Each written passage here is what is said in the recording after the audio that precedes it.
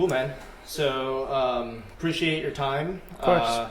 I think, you and I have been chatting about, this overall podcast that I'm doing, a lot of the content that I'm trying to build on, a weekly basis, but more specifically, I think the more valuable content is me tapping into my network of people that I know who have had some form of success or another, and then really just kind of walking through their experience, walking through their perspective, and then that way we can, hopefully after a couple different discussions, start to pinpoint some, overlapping mindsets or characteristics of people who have made something for themselves and established some sort of stability in life. Yeah. I think before we jump into that, you and I have known each other since 2018? 2019? Yeah. Early 2019, yeah. Yeah, exactly. So I think it was because I did 2 years community college. Right when I got to SDSU, I met you because then we were both working at the DA's office / courthouse.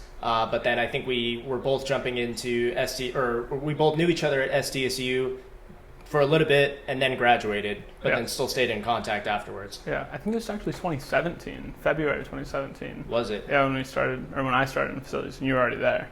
Got it. And I may have been at the end of my community college route because I remember going through all the craziness of trying to apply from community college to get into a 4-year university and all the annoyance that went along with that. Yeah. And on the other end of the spectrum, you were already 1 year ahead of where you should have been in terms of getting your 4-year degree?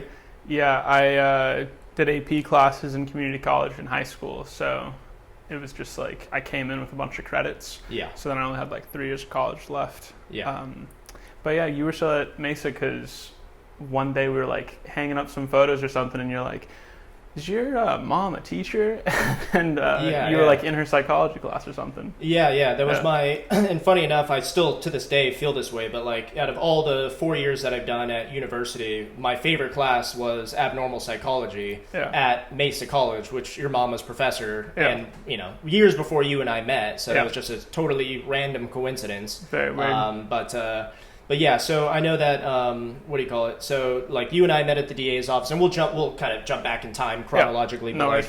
You and I met at the DA's office. We've been friends for, multiple years now. You know, probably wouldn't have expected that when we first met one another, but, you can't predict the future. Yeah. And then, more specifically, why I wanted to chat with you is because, with a lot of the people that we knew at the DA's office, those were people who pursued a career in either law enforcement and or law. And you yourself, after graduating from SDSU, went to law school and now are a fully practicing attorney. Yep. So I wanted to get that unique perspective in that specific career, and then learn something myself, and for anyone who's going to watch as well. But totally. It was a wild ride. I think we talked a lot about law and stuff like that because you were interested at one point in that. Yeah. And I think we were studying for the LSAT at the same time. Yeah. I just kind of wandered into it, and it's been great. Yeah. Yeah. Yeah. So we're both from San Diego, right? And we're only a year apart. You were born 98, right? And I'm born 97. So we're pretty much the same age. And again, you graduated college a year early, so we're pretty much at the same time. Yeah. But we both grew up in San Diego. How would you summarize your age 0 to 18? What was that like for you? How would you describe yourself? How would you describe your upbringing? Yeah, I'd say that the important things are that I was the oldest of 4, and being the eldest, I think, had a big impact on my thought process about being responsible and having to take care of my siblings. Yeah. I think that's a big part of what develops my personality. Yeah. And then having a psychologist for a mother, I think, also really had an impact. That could help, right? Yeah. And then my dad's an engineer, so I got the very pro-social psychology, social skills and things like that, and then I got the more awkward side from the engineer, Yeah. And I think that had a big influence on me as a person, and then kind of a blend in terms of culture and religion. Mm-hmm. So your mom being the more or the less religious one, or I'd say that my mom's the more religious one, but her parents, one was Jewish and one was Catholic. So she was raised with kind of a mixture of the two, and then she raised us with the same mixture. And I think that really helped me find an interest in like philosophy and law, because so much of my thought and so much of my time was spent trying to like balance ideas and figure out, this is a good thing and this is a good thing, or this is a bad thing and this is a bad thing. How do we find the balance between these two things? And I think that searching for the truth, I think, is like very important. And then that led me directly into law, I'd say. Yeah. And that's really interesting too, because, if your mom being a scientist, broadly speaking, your mom being a scientist, but also being religious. And that's something that I always found, just me as a non-religious person, I'm very interested in both the philosophy and wisdom of religion. And a few, episodes ago, I actually met with my uncle, who was a professor of both chemistry and physics, but he's also a very religious man. Yeah. So I sat with him for about 2 hours and just tried to understand, like, what the heck, what's going on here, that that seems contradictory to me. But so it sounds like your mom was offering you different perspectives in life, but you yourself growing up were trying to figure out your own, like taking in those perspectives but trying to figure out your own and trying to determine what you thought was what would resonate with yourself, correct? Yeah, I'd say so. And I think that it's really interesting, like the idea that like science and religion are contradictory. I think that like is our instinct. Yeah. But I do think that both of them are about the same thing, which is finding and defining the truth, and like how our ideas and our observations help us make better decisions in the future. Yeah. And I think that religion tries to do that, and I think that science tries to do that. Yeah. So I think that it's just the language that they use that are different. Yeah. I do think that more modernly there are like things that take a religious tint, even though they're not religious. So I would say like there are some political ideologies that aren't overtly religious, but the strength at which someone feels something and the way that it makes people act makes it into a religion of sorts, where unfortunately our tendency as humans is to take these deeply held beliefs and then try to make them something that everyone believes in. And if you don't agree with me, then you're wrong and you're going to hell.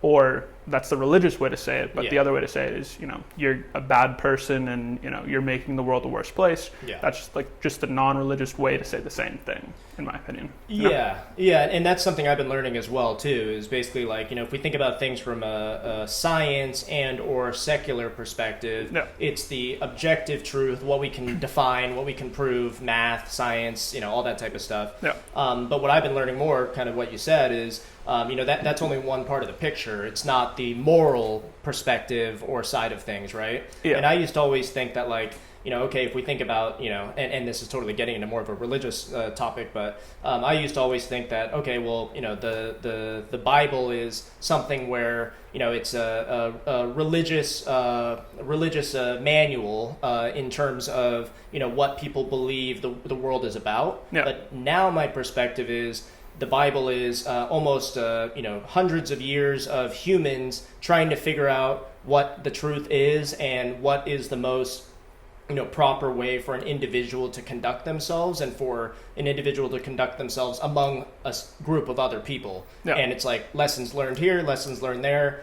If you kill someone, you'll probably feel really crappy. You'll probably, that won't be good for yourself and definitely won't be good for society. So let's write that in the book. Yeah. But that's just my current perspective of kind of how things are, Yeah, and I think that that's definitely true. It's interesting because I don't think it's just that, and I think that that's just the difference between someone who's religious and someone who's not religious. Totally. Is that both of them agree that it's an abstraction of moral philosophy, and like a non-religious person says it's just that. Yeah. And then the religious person would say that it is that, and it is also, true in like an objective sense. Yeah.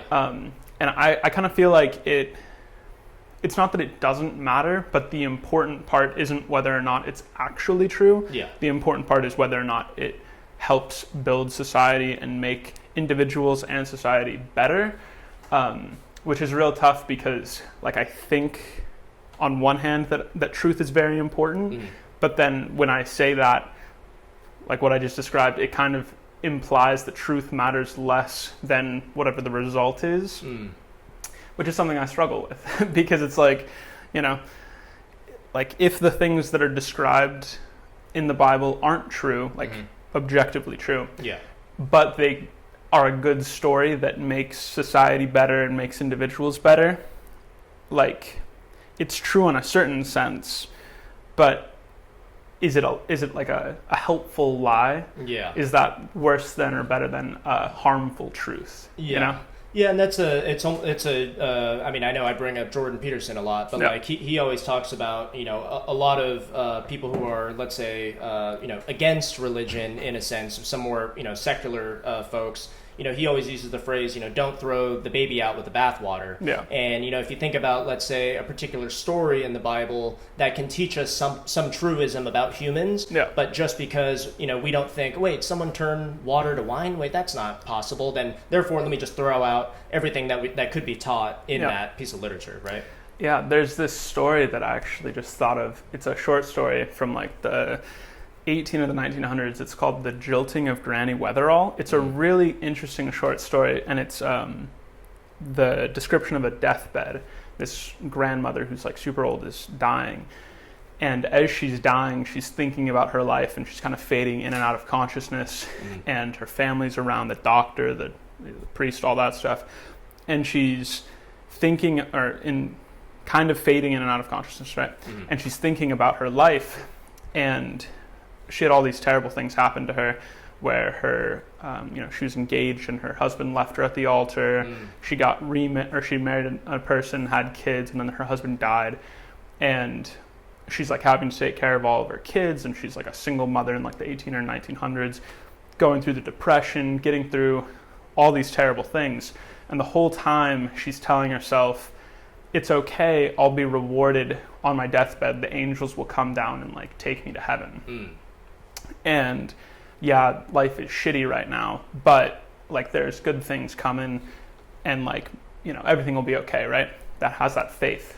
And then like this is her story that she's told herself her entire life, and it's gotten her through so many things, and it's gotten her kids through the terrible things, and they've become successful because of her hard work and this story that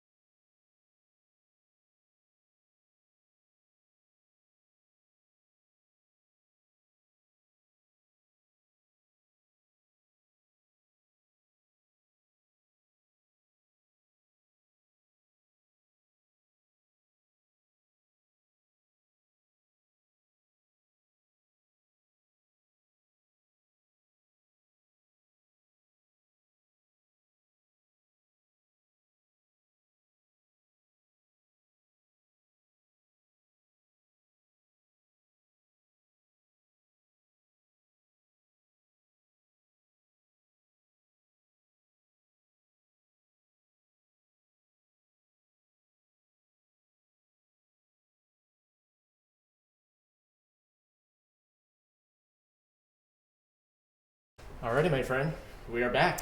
Nice to see you. This is our second attempt at recording this particular video, but the first time we were talking, we got so lost into the conversation that we're just going to do a whole second one. Better to just flow. Totally. No. So I wanted to, for this particular episode and or interview, you're one of my friends who went through college, found a career that you were interested in and leaned into your strengths, and are in a career of law. So I wanted to take today to basically, better understand the journey that you went on into finishing school, choosing your career, particularly whether that was conscious or you just kind of stumbled into it, and then of course, any recommendations you would have for any younger folks or folks our age as well who are looking to find a career of fulfillment and of joy as well. Definitely. Yeah. I would say that I was kind of pushed in this direction in part because my mom was like a psychologist, and she grew up in like a Jewish Catholic household that created like an inherent dialectic and like a balancing of what is good and what is bad, right? And then with the psychology background, she kind of raised me to be more willing to be argumentative. So like all of my life, I've always just been kind of like walking around questioning things. Yeah, like to poke the bear. Poke the bear, yeah. And I think that naturally led to an interest in philosophy. And I think that law is the expression of moral philosophy because, at least in criminal law, it's a collection of the things that we find the most terrible and what the punishment is for violating these rules that society imposes upon us, right? So the underpinnings of the criminal justice system is moral philosophy and figuring out what is wrong and what is right and what is so wrong that we're going to punish people for doing or breaking these social norms. So I would say that that's kind of what attracted me, and I was always interested in like the criminal law. So that's what I went to in undergrad was criminal justice, and then like I didn't want to be like boots on the ground type of person. I like prefer to be able to talk about things. I heard somewhere there was only two ways to like have an impact on the world, and it's through force, like physical force, and through words. And physical force is super illegal, so you got to use your words. And that's why you do jujitsu, basically, just so you can hurt people, but you're not getting arrested for it. Yeah, it's better to be a warrior in a garden than a gardener in a war. I like that. I came across that phrase maybe a year ago, and it's one of my favorites because it does make sense. I mean, you want to be as strong as possible, but not tyrannical, and that's a perfect quote that kind of. That encapsulates it. So yeah, absolutely. You wanna have the capacity to do very good things and very bad things, but choose to do the very good things. And that's, I think, an important aspect of free will is that you can't choose to do good things without having also the capacity to do bad things. It's not that like when you're developing yourself, you develop your capacity, and unfortunately that goes in the direction of both your capacity for evil and your capacity for good. But that increases your ability to choose because you have options, right? So like I think free will is like such an essential component to our existence because if we don't have choices, then we don't have culpability, positively or negatively. Like you would never compliment someone for their great success or their ability to shoot a basketball or anything if they didn't have a choice, right? And on the same hand, you wouldn't punish someone or criticize someone for doing a bad thing if they have no free will to choose not to do a bad thing. Exactly. Yeah. And I think, like as growing up, my dad was a prosecutor, right? So I got, a glimpse into that world and into the world of, not only a practicing attorney, but applying that for law and for the betterment of society. And I think why I was so interested in talking to you is because you're almost on the other end of that spectrum, because you decided to join a career as a public defender, correct? Yes, that's right. My job is to protect the constitutional rights of people who can't afford an attorney. And most of the time, I like to describe myself as like a GPS. So for reasons out of my control, someone has put themselves on this path where they're in the criminal justice system. They didn't want to be, but they are. And now they're looking at a system that's confusing and uses really complex words, and there are these actions that you take that you don't even understand the implications of. And it's even worse because they are usually very poor and desperate a lot of the time. And they're just looking for someone to explain what's happening and what their next steps are, right? Yeah. So my job is to explain like a GPS. Like I say, hey, take a right-hand turn. You want to get to that destination? It's going to take you 45 minutes and you're going to have to go through rivers and, whatever, mountains. Or you take a left and you're going to take the freeway, right? Yeah. And sometimes they don't have a lot of control over where their destination is, especially if you're guilty. But just because you're guilty doesn't mean that you should be railroaded by a prosecutor. Totally. So sometimes, unfortunately, my job is to advise, but not to control the vehicle. You wouldn't want to be in a car where the GPS says, oh, no, you're taking a right-hand turn. Yeah. But my job is to explain options and, like a lot of the time, just be like a person to explain what's going on and hold their hand through a very difficult part of their lives. It's very emotionally draining sometimes. Yeah, I can imagine. Yeah, because, like, there are people who you can tell could be good people, but have started to do bad things, and they've started to like fall apart a little bit. Interesting. And then there are also people who are like shitty people. Yeah. And even if they're shitty people, like that doesn't mean that they don't have rights. Yeah. But it's harder to look at a person and want to fight for them when they are accused of like horrendous things, right? Yeah. Yeah, and you really have to have your own moral stance, your own moral compass firmly developed before you can jump into a career like that, right? Yeah. So it sounds like and you walked us through a little bit about like why you decided to go down that route, almost like taking a step back. So like why did you choose? Because you and I both went to San Diego State, right? And this is more just to educate the folks who are trying to pick a career. Yeah. So what made you choose criminal justice, and what made you choose San Diego State? Did you jump in directly out of high school? Did you do community college? Like walk us through that. Yeah. So I went to Steel Canyon for high school, and enjoyed it there. And while I was there, I did a lot of AP classes, and I did community college classes like while I was in high school, just because my mom was a community college teacher and it was cheaper than doing, like I knew that I was going to have to pay for college myself, either through loans or through money that I'd saved. So I knew that a cheaper way to get college credit was community college and AP classes, rather than having to do like an entire extra year of undergrad in a 4-year university. If I could go back, I probably would have done community college for a year before going to SDSU. Just to save even more money, or? Yeah, to save even more money, because the quality of education, I think, is the same, and the opportunities are slightly different, but I think that people who are trying their best and showing a lot of initiative can find the same opportunities. Yeah.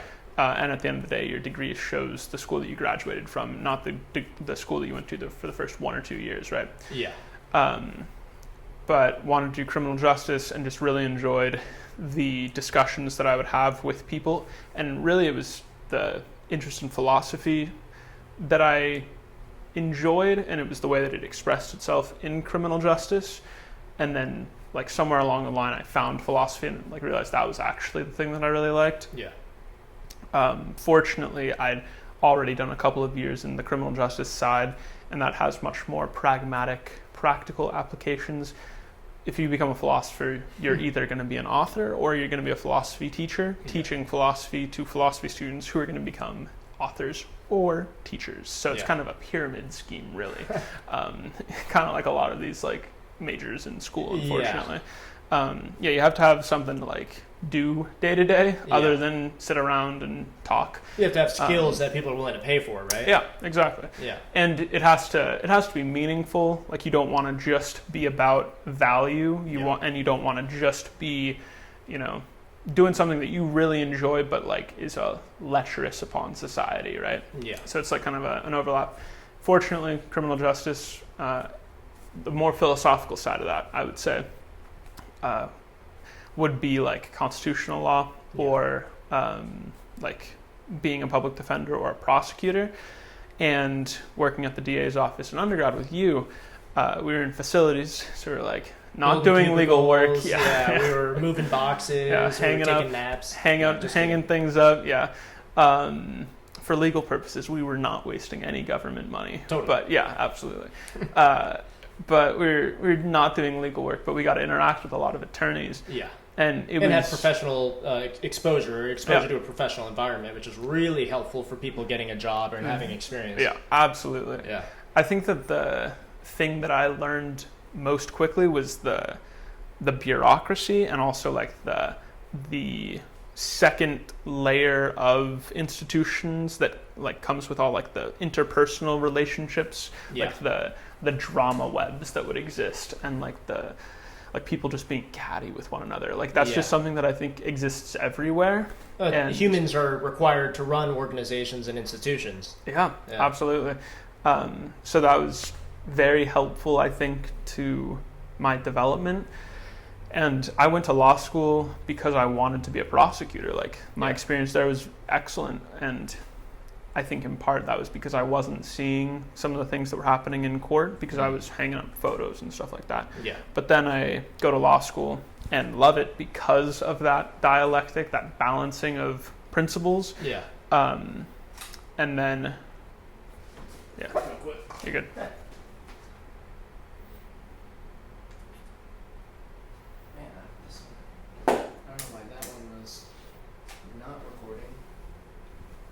That's not a problem.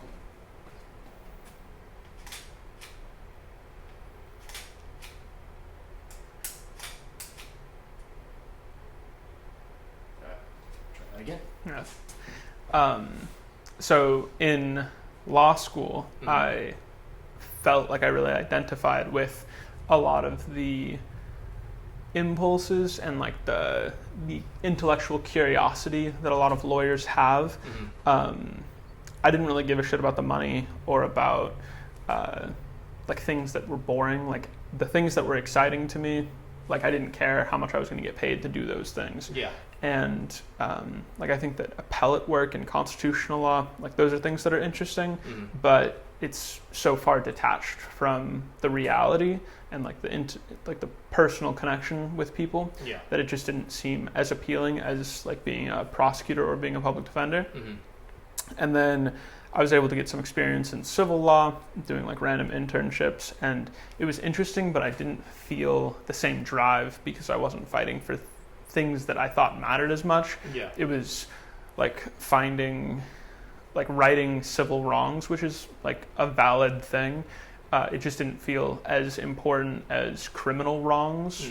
And then the other one was like, I didn't really do any work that was more financial or transactional. Yeah. But for that, my personal opinion is that like money matters less than like people, and like I didn't want to be bored at my job all day just because I wanted to make money compared to doing something that I actually cared about. So that's how I ended up in criminal law. Had some experience, worked for a federal criminal defense attorney, worked for the DA's office for a year, and I actually really liked it. Both defense and prosecution. I didn't get a particular internship and I ended up at the city attorney's as a post-bar. So I'd finished taking the bar and everything. And I'm still like trying for opportunities, but there was a pattern that emerged, which was that I would get into situations where I felt like a case was bad and I'd like go to a supervisor and be like, hey, this case sucks, here's why we shouldn't press charges against this guy, or we shouldn't continue to prosecute this guy. And the supervisor would kind of tell me to shut the fuck up and keep going, which is like an important lesson in when you're learning, is that sometimes you don't know shit, and Yeah. sometimes you have to be humble enough to admit that you don't know shit. Yeah.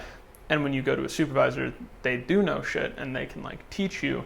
So you have to, I do think that there were some times that I was a little bit too prideful when I was interacting with supervisors, and I was like, look, this sucks. And maybe it didn't actually suck, and it was just that I didn't know what was going on and they did. But there was like one story in particular where I felt very strongly about a case, and I explained to a supervisor why it was a bad case. They told me to shut the fuck up and keep working. Yeah. Then they take the case to trial and it's 12-0 not guilty. And like I felt like justice was served, but they felt like they'd been robbed and that an injustice had occurred. And I realized that it was like an intensely personal experience for people, and they get caught up in the me versus them type of thing, and they lose sight of what's important, which is the truth of whether the person's guilty or not. Yeah, focused on winning instead of what's right, or doing what's right. Yeah, exactly. And they think that they're serving a higher power or a higher justice, which is like, you know, we have to get bad people off the street or whatever it is.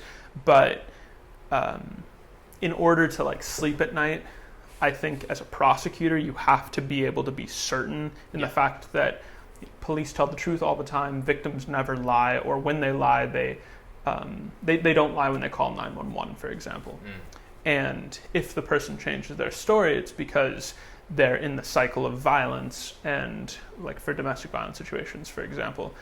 And if their story changes, it's because, you know, they're a victim, and those foundational beliefs, you have to believe them in order to proceed in their world, right? If you have like any sort of doubt, then it eats at you. And I think that doubt ate at me. Yeah. So I ended up in defense, and it's tough because we're working with people who probably did something bad. Yeah. They didn't necessarily do the thing that they're accused of, but they probably did something fucked up. Yeah. And that doesn't change that they have to be helped and met where they're at.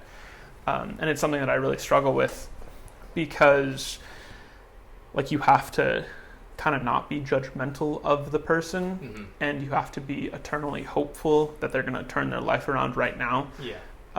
Because you're fighting for them not to be punished as badly as maybe they deserve to be punished. And you know, like the worst nightmare for a prosecutor or for a defense attorney is that, so for example, like in a domestic violence situation, I would argue, oh, like this measure is unnecessary, they're not going to do it again, whatever. Don't punish them now because they've been punished enough and it won't happen again. And then if it happens again and it gets worse, for example, that's like the nightmare situation for the prosecutor and for the defense attorney. Like no one wants more bad things to happen. Yeah. It's just the degree of punishment or treatment that you have to find. And the prosecutors err on the side of more, and the defense attorneys try to argue for less. And it's funny, there's Les Mis, the musical, is something that was like very thought-provoking for me, because the character Javert, who's like this cop prosecutor person, really embodies these ideas of having very certain philosophies and feeling very certainly about things. And it's that there are like good people and there are bad people, and you need to be a good person and bad people need to be punished. And that people can't change. Right? I was going to say, because he was very conflicted when, you know, the main character... Jean Valjean. Or, you know, Hugh Jackman in the more recent remake. But I mean, he basically started out as a criminal, and when Russell Crowe's character basically saw that, you know, he was doing something, or later in life he was doing something good, he felt very, very conflicted, and you know, and that was character development for himself. While we were also seeing Hugh Jackman's character go from someone who, you know, was either, you know, forced into doing something bad or was just doing something bad, but grew and evolved over time into wanting something that was good or wanting to be good. Yeah, absolutely. And I think that at its base, prosecutor is, when it's bad, it's Javert. It's someone who thinks that they did something bad and it doesn't matter why they did it. there's like one line in one of the songs where Russell Crowe's like talking to Anne Hathaway, who's like the prostitute, right? And she says, like, please have mercy, like my child will die if you like punish me. And the response, the reply is, I've heard such protestations every day for 20 years. So like you get cynical as a prosecutor because you see the worst in people, and you may hear this same story 1,000 times, and the terrible thing about it is that sometimes it's true, but because it's true so uncommonly, you just never believe anyone ever. And then on the flip side, if it's a police officer who's telling you something, most of the time the police officer's telling the truth. So instead of being able to be like, oh, maybe 90% of the time they're telling the truth, you have to believe them 100%, because you don't want to risk it that this is one of that, like that you believe that it's one of the 10% situations, but it's actually one of the 90% situations. Interesting.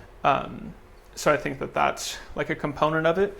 That like philosophically, I always felt more towards the defense than for the prosecution. But that was difficult while I was in the prosecution's office, because like I felt like it is important to have justice and to punish people when they do bad things. And that society would fall apart if no one was ever punished for anything bad that they did. But at the same time, like recognizing that different situations require different responses, got me in some hot water, and it didn't work out in prosecution. And it's a better fit in defense where I'm doing that. That's still good. This is still good. All right, it's working so far. Cool. And another, so like Les Mis is like a whole thing for me. And then it's good that you're paying that close attention to yourself and not just saying, okay, well, if I want to be a prosecutor, then I have to be thinking these ways, or and because you're listening to yourself, you actually made the hard decision to make almost a complete switch onto the other end of the spectrum because it did better fit yourself. And something that I've learned in my career and hear from a lot of people is, if you are. You can, and you said it earlier, but you can't just do something for the value of it. If I know I can make a bunch of money being a financial advisor, that's great. But if I absolutely hate crunching numbers and doing math, then that's not a sustainable career for me, and I can't get through it. I can't become successful. I mean, you can, but it's unlikely for me to be successful and happy and fulfilled going down a path that doesn't align with my values. And it sounds like that's a journey you inevitably went through as well. Yeah, absolutely. It's that you have to find a balance between doing the thing that you love and doing the thing that like helps you survive, right? Like, because we have the privilege of not like having to fight for resources on like a day, like we're not cavemen, right? Like you can choose lots of different jobs that will make you varying degrees of money.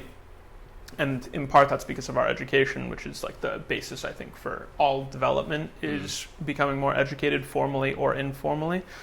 Like you can't hate life for 13 hours a day working in order to have 3 or 4 or 5 hours of happiness. Like if you're killing yourself at work, it's hard to get through the day if what you're doing is terrible and you hate it. Because of some aspect of it or because of some philosophical difference you have with the work that you're doing. And that cost is not worth, like the couple of hours of freedom that you have when you're off work, but before you're sleeping, and then the weekends, essentially. Like you can't sustain that for 40 years. And that supports the idea, the common phrase of if you do what you love, or for work, if you do what you love, you're not working a day in your life. And that completely is true, because again, it is incredibly taxing getting yourself to wake up every morning if you're not fulfilled with what, or you're not spending your time on what's purposeful for you. And on the other end of that spectrum is, I mean, if you're doing something that you absolutely love doing, then you're going to be, not only are you going to be excited to get out of bed, which is something really important for people to understand, especially people who are depressed, but if you can have something exciting enough or purposeful enough to get you out of bed, then that's the route you want to explore further, even if it doesn't work out for a year or 2 years. I mean, you want to try to think about things in that light and act accordingly. Yeah, absolutely. And it is a balance. Like, you don't want to think that one thing is perfect and one thing is terrible, and there's a gray area, right? Yeah. So if someone's thing that they find most fulfilling is like doing some terrible shit that's not productive and not bettering society and yourself, like, you know, you really enjoy poisoning pigeons or something stupid like that. Like, you're not going to be contributing to society, and you're actually making society worse. Even if you really enjoy it, you got to put that aside because you're doing terrible things, right? And then a different way that you can fail, right, is doing something that you really love. That is like, so for example, if someone's just lazy and they really love watching TV, and they're like, you know what, I hated my 9 to 5. I want to find something that I love, and that's what I'm going to do for work, and I don't give a shit about anything else. Like, the strategy of that is not necessarily perfect, because you go and you just watch TV all day. You're not helping society, you're not helping yourself, you're not going to make any money. And you're maybe fun for a week, and then you'll inevitably be miserable again. Exactly. You're going to tend towards depression and anxiety and things like that. Doing things that have zero struggle. Like, you have to have some sort of struggle and things that you are overcoming, like sacrifices that you're making every day. But like that daily sacrifice, I think, is very important. So like, going to work isn't always fun, and sometimes it's difficult to a certain extent, right? Or raising kids isn't always fun, but there's a lot of fulfillment in it, and that's why people go down that route and throughout human history. Absolutely. And it's grown into our DNA to like love your kids, for example, and like Jordan Peterson says, right? Like, parents who are 30 or 35 compared to people who are 30 or 35 that are their same age, same socioeconomic status, who don't have kids, like, the parents are less happy, because you can only ever be as happy as your least happy child. But when you're 60 and you're a parent and you get to see your kids on the weekends and on like the evenings, you're going to be more fulfilled and happier than the 60-year-old who didn't have any kids and it's harder work to build their community, right? Like, it's a long-term investment, essentially. And the sleepless nights and shit like that, like, I don't have any kids, but I know that those are going to be miserable things, but it's going to be worth it in the long run. Because it's meaningful. Exactly, And again, it's that meaning that allows you to sustain the suffering or hurdles that you got to jump through in life. You know? And there was something that so next week I'm actually meeting with my friend Bill, who he's big on Tony Robbins, if you've heard of Tony Robbins. And Tony Robbins has this concept called the 6 needs. And it's almost like, you know, and I don't remember the other... Maslow's hierarchy of needs. It's very similar to that, where it's basically like, once you have these boxes checked, then you can now think about this next tier of needs that you need fulfilled. I'm actually going to do a whole episode on it, because I think it's incredibly insightful, and it bakes into this idea of, okay, well, how can I pick a career or something to spend my time on that is indeed fulfilling? And yes, we can agree that watching TV is fun, and it is, you know, or especially compared to, you know, whatever 9 to 5 someone may be suffering through, but it's not going to be checking those 6 needs boxes, and therefore will very likely be unfulfilling and not a good route someone should go down. Yeah, absolutely. I think that common culture these days is like it leans towards hedonism, and I think that like using that word sounds very like judgy. But I do think that the idea of pleasure being the highest good is inaccurate. Totally. And I think that like you can argue about what the highest good is. But I think that pleasure is definitely not the highest. It's important and it's nice to have, but it's not the highest good. And it's a bad goal. And that's a Jordan Peterson thing, where it's like where he talks about like, you shouldn't seek pleasure as your end goal. Pleasure will come as a consequence of a fulfilling goal or fulfilling path. The analogy that I most like with this is the idea of holding sand in your hand. If you try as hard as you can to hold on to that sand, more sand is actually going to fall out of your hand than if you have like a relaxed, neutral hand. Then you'll be able to hold the sand in your hand, and that's an analogy for that happiness. If you try as hard as you can to be happy, that is actually going to make you less happy than if you try to aim for meaning, and then incidentally you will be happy. I think that's a better long-term strategy. Yeah, interesting. There was and I'll have to Google the exact story behind this, but there was a story my dad used to tell me growing up of a monkey trying to get a cookie out of a cookie jar. I don't know if you've ever heard that. Yeah. But when he reaches his hand in and he grabs the cookie, he all of a sudden can't fit his hand out of the jar until he lets go of the cookie. But there's some meaning behind that. It's the story of how to hunt monkeys, and it's that I'm pretty sure that there's like a tribe in the continent of Africa. I don't know which country or which tribe or whatever. Yeah. But it's like the way that you hunt the monkeys is that you like have a hole in the ground, and then you have a bigger space in the hole, and then you put like some sort of treat or something that you can't get out if you're holding on to, right? And then like you leave it there, you build like a little trail out of towards it, and then like a monkey stumbles upon it, and because they're unwilling to let go of this thing when their arm's trapped, you can just walk up and like grab them. I don't know if it's true, but it's definitely something that I've heard. Yeah. And even if it's not true, it's, I think, an insightful story about recognizing sacrifice and the importance of sacrifice. And it's that you have to be able to sacrifice small parts of yourself in order to survive or in order to live. And so like, for example, like you have to sacrifice your comfort sometimes in order to find that meaningful job, or like it's easy to wake up in the, like if you want to sleep in, like it's uncomfortable to wake up at 5:30 or 6 in the morning to go and work out. And even though it's uncomfortable, you have to let that part of yourself that craves comfort, you have to be able to silence that in order to do the meaningful thing that is harder to do. No, that makes sense. And so, taking a step back, and this was one of the bullet points I had for you, but so taking a step back, I know that at least when we knew each other in college, you were always reading. You were, again, like you did well on the LSAT, you did well in law school, like that was a strength of yours. And on the other hand, for me, that is absolutely not a strength for me, whether that's, sitting still or just, sitting there and being able to read like for long periods of time is just not my strength or cup of tea. No. And I think that's why, although I was pursuing a career in law, because I like to communicate, I like to structure my arguments, I like to present in many ways, but that's totally, that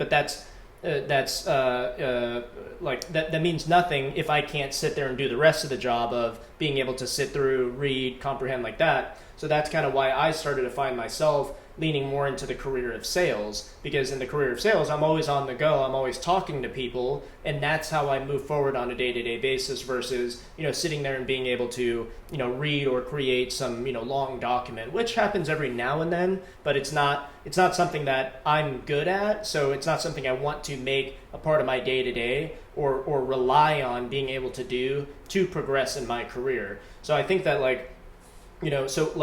I don't know if you knew that about yourself or if you knew that was a strength of yours, but I saw you leaning into that, and as you entered the career of law, and it's paying off. Just like for me in the career of sales, it's paying off that I lean into my strengths. But like, what would you say your thoughts are on that, or if that's something that you consciously did, or? Yeah, I think that it's important to be able to recognize what your strengths are and what your weaknesses are, and then determine if it's a skill that you want to acquire, right? So I would say that growing up, I just like loved reading, and the dark side of that is that I was like a little bit lazier as a kid, I would say. Like I'd prefer to just sit inside and read rather than go out and play. And I think that it comes with consequences, but it also comes with benefits. So I do think that it's a skill that I've developed and maintained, which is like being able to just sit there and read for like a complex thing for a long time. But I do think that recognizing what your strengths are and what your weaknesses is the important underlying skill. Yeah, I'd say one of the values that I got from my mom and that she got from her dad and from their religion was in Judaism the importance of books and of the written word. Yeah. And I think that I just grew up and was like, the value of reading was just instilled very deeply in me. Yeah. It's interesting though, because there are so many different ways to learn. And I think that there are some people who are better suited towards learning from words that are written down, and there are some people who are better at learning auditory. Any different way. I think that it's just about how you consume the content. But I do think that reading and writing is a foundational skill that helps more than like an auditory thing. Yeah. So, like I think that a culture, like if you had two cultures that were identical in all ways except one had a written language and one did not have a written language, I think that the written language will do better over time because being able to write things down, it's just like more accessible than like an auditory thing. I could be totally wrong about that. I'm not a sociologist, but I mean, it makes sense to me, you know. Yeah. And I think, and there was in the Logos and Literacy documentary of Jordan Peterson, he talks about that as well, where you know over time, and on the other end of the spectrum for auditory aspects, if we think about religion, a lot of religion is transferred over time through choirs and singing and stuff like that, because you can tell those stories and it's like, oh, okay, well, people may be singing the same dang songs for like 1,000 years because it's easier for humans to recognize it and retain it, you know, just like the written word. So there's definitely some logic behind that. Yeah, absolutely. It's interesting because I think the auditory side of it is it's easier to remember things when it's spoken.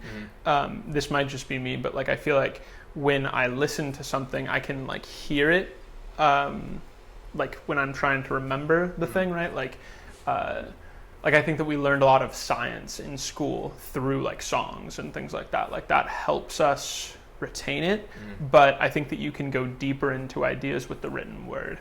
So that's like a significant difference.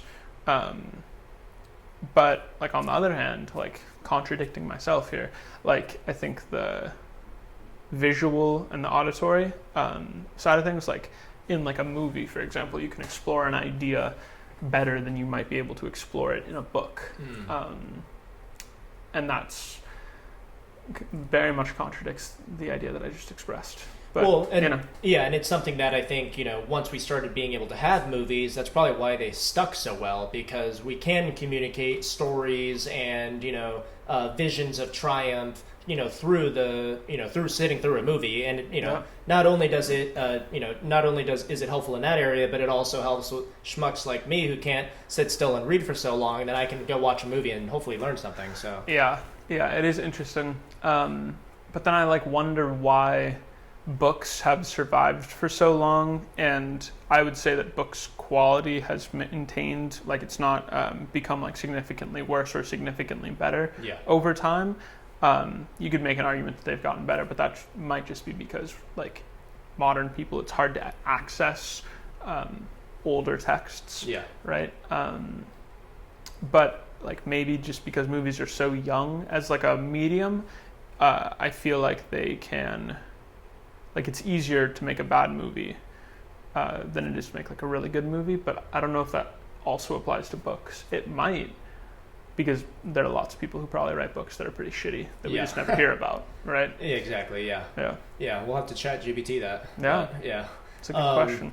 So I guess taking a step back again, and this may be like a good phase 3 or kind of the area, you know, to wrap up on, but you know, with your journey through going through your undergrad, going through law school, passing the California bar, which is one of the hardest, if not the hardest in the States. I think it's like us in New York, right? In New York, Yeah, which makes complete sense. So with your experience and journey going through that, what recommendations would you have for people interested in a career in law?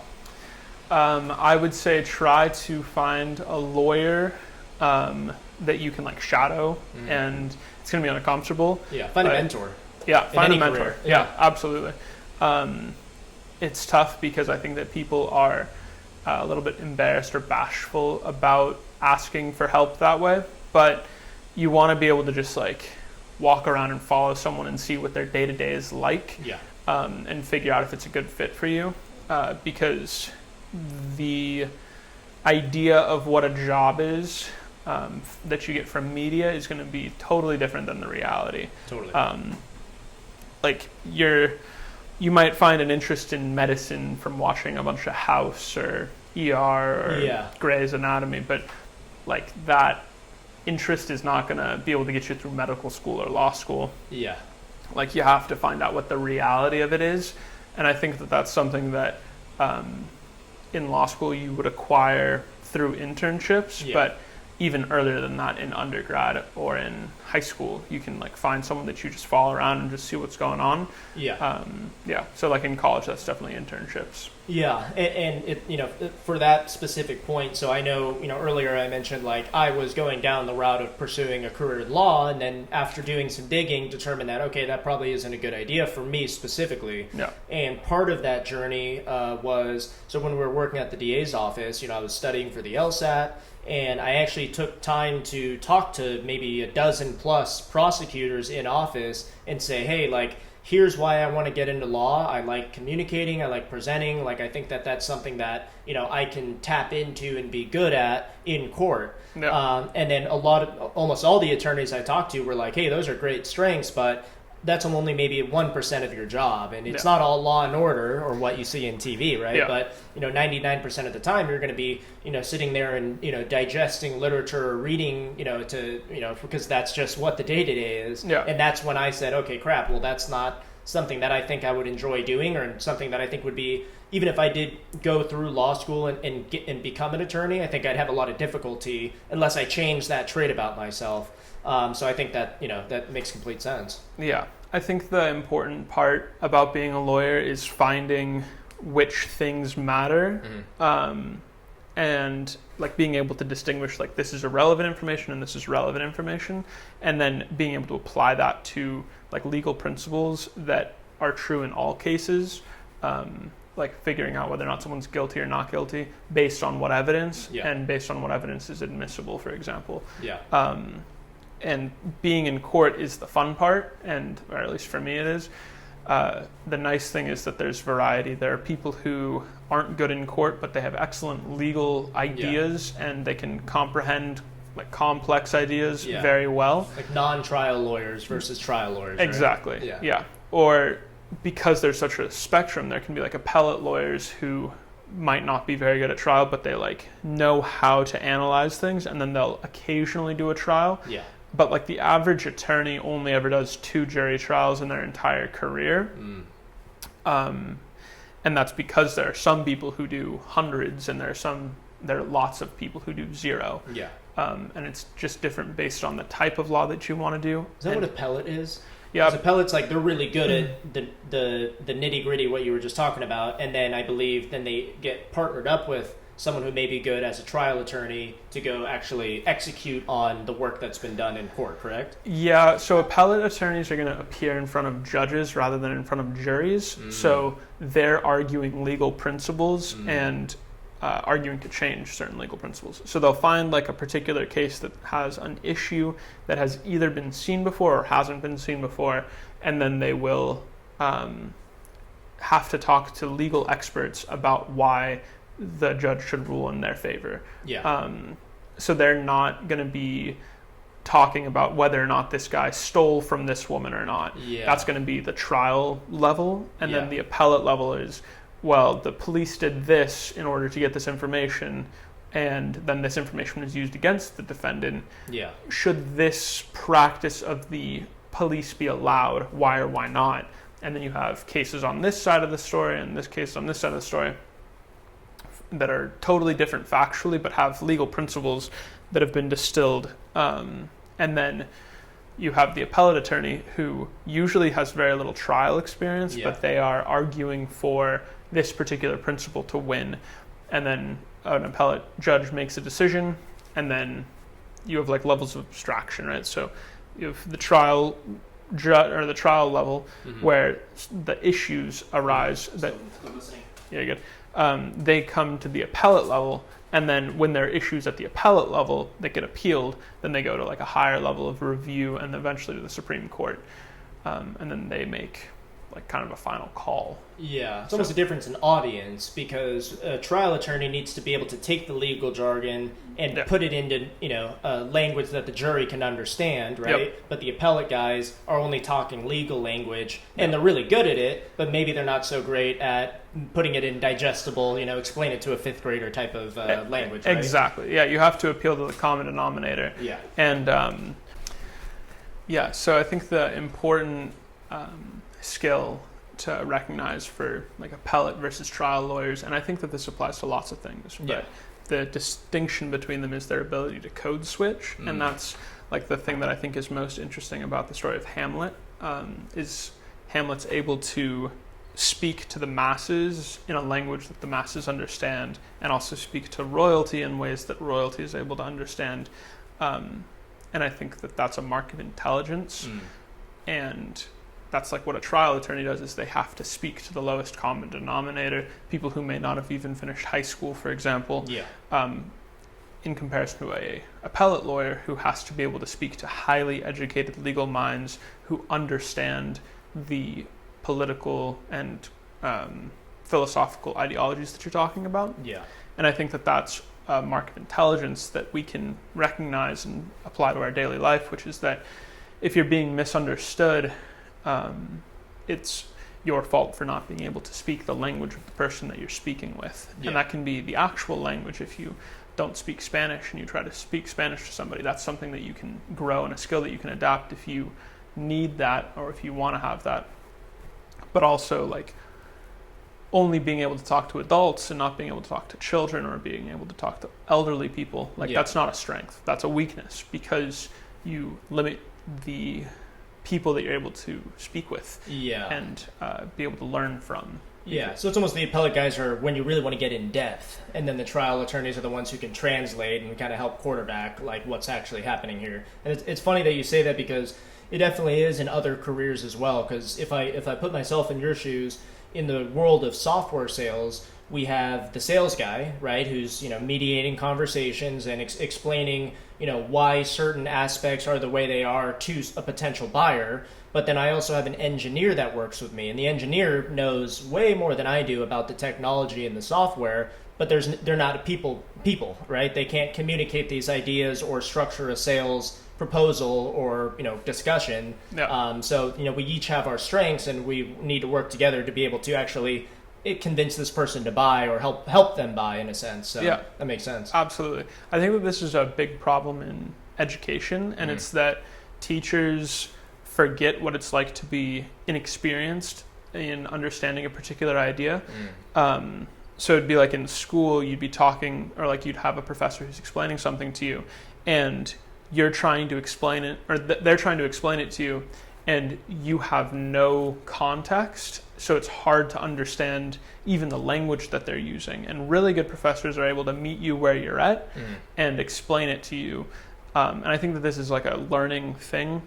But I think that the best teachers are people who are able to remember what it's like to be inexperienced or to be learning this for the very first time. The way that I like to put it is that a mentor is someone, it's like you're rock climbing, and your mentor is on the same path as you, but they're 3 to 5 years or 10 years or whatever ahead of you, but they're on the same path, and they used to be where you're at. It's just that they are further along, right? And a good mentor is going to be able to meet you where you're at and explain to you, you put your right hand here, you put your left foot there, whatever. But it's harder to do that when you get further and further away.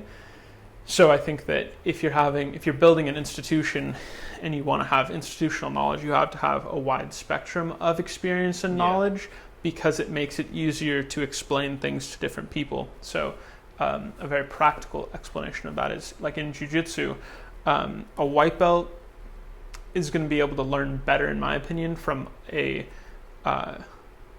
best case, they're going to learn from a black belt, right? Like a black belt's going to be able to explain a lot of detail, but a black belt has to be able to code switch and speak like a white belt or speak like a blue belt in order to get the white belt to understand what's going on. And it's almost better to have a blue belt and a black belt explaining something to a white belt than just have that black belt explain to the white belt. Because when you are trying to process the world and process knowledge, you have to be able to remember what it's like to not understand something. Yeah. You know? Well, it's funny that you say that because what comes to mind for me is like when you think about certain politicians that will push particular policies that maybe they sound great to their realm or bubble of knowledge, but may not be actually applicable to your day-to-day Joe, right? Yeah. And the one thing that comes to mind for me, and just funny because like I know a lot of people with Teslas, right? And we think about, okay, well, if the state of California is going to spend any money on implementing charging stations for Tesla drivers, it's like, okay, yeah, that sounds awesome. I mean, they're saving the environment on gas and all this stuff, but who the heck else has a Tesla? I mean, it's only a small group of people who actually have a Tesla and actually would benefit from that. And the rest of us who don't have Teslas are like, okay, well, that means nothing to me. I don't even freaking have one. Like, I'm just trying to drive my truck to work, right? Yeah. So absolutely, yeah. It's remembering your audience. That's like a very important part in communicating. Totally. Yeah. So I know you mentioned that your one of your biggest recommendations for folks interested in law is find a mentor. Yep. As closing thoughts, is there anything else that you would recommend to someone who is either considering law as a career or they're already past the bar but they're trying to figure out what they want to do with their degree? What would you say there? Yeah, it's got to be finding people that you admire and figuring out if they're doing things that you want to be able to be doing. Mm-hmm. And then you have to think of yourself not as a static being, but as like having your identity be a collection of characteristics, and that if you want to be good at something, you have to acquire those skills. And sometimes that means doing a job that you may not love, but you love the skill that you will develop from that job. And then you have to figure out what skills matter to you and where you want to be. Do you want to have more of a work-life balance, or do you want to just grind as hard as you can for a couple of years or whatever it is? A good thing that I think people have done is you look at the highest ranking people in your organization and you try to see if their lifestyle is what you want your lifestyle to be. Is it people like you're at the bottom of the ladder, right? And you're climbing this ladder. Do you want to be where they are? Yeah. Because if they're working 90-hour weeks and you hate that, you don't want to climb halfway up and realize you're on the wrong ladder. Exactly. It's better to find a job that you can continue to grow and aspire to be like some other higher up person. Yeah.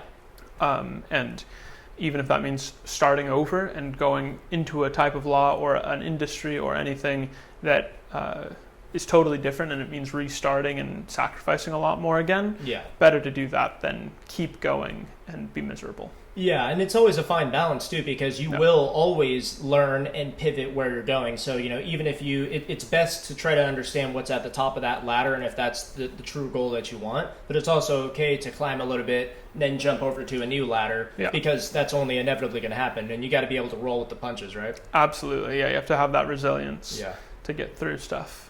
Very cool, my friend. Absolutely. Appreciate your time, and we will hit stop on this. Thank you very much.